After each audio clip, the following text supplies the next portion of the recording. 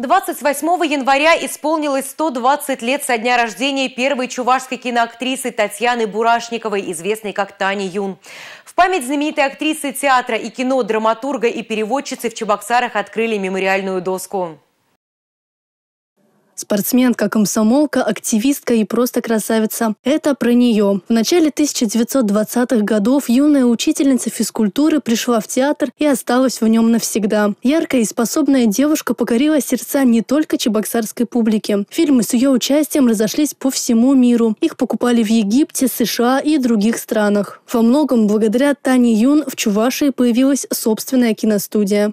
Я просто поражалась тому, как далекая чувашская деревня могла родиться и вырасти человек с таким могучим духом, которая смогла пройти через все испытания, которые ей были даны.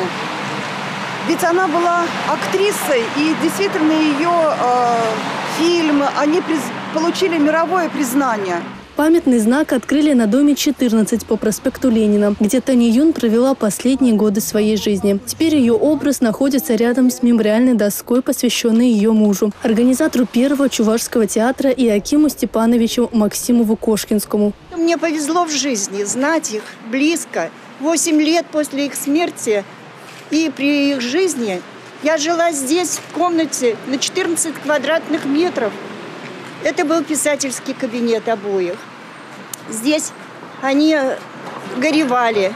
Потеряв свою единственную дочь Изиду, в Москве приехали сюда и доживали как бы свои дни здесь.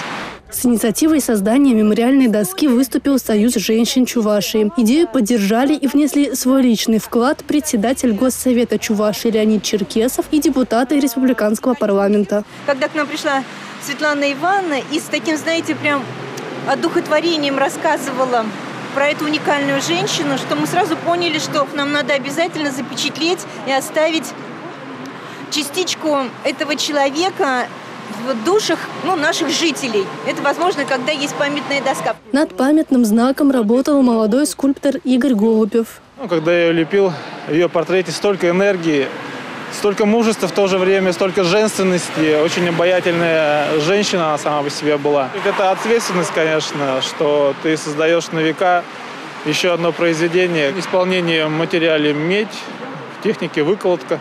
Отдать дань памяти великой актрисе пришли также депутаты, земляки Тани Юн и студенты Института культуры и искусств. Молодежь, которая будет прогуливаться по проспекту, обратит внимание на эту доску, посмотрит, из интереса зайдет в интернет и прочтет ее историю. И это, я думаю, будет очень и очень нужный процесс воспитания нашего будущего поколения. Торжественные мероприятия прошли и на малой родине актрисы в Ядринском округе. В день 120-летия Тани Юн в деревне Чербай тоже открыли мемориальную доску. Кстати, это уже вторая памятная доска в этом округе. Первая находится на здании Балдаевской школы, в которой началось театральное творчество первой чувашской кинозвезды. Инесса Потапова, Игорь Зверев, Республика.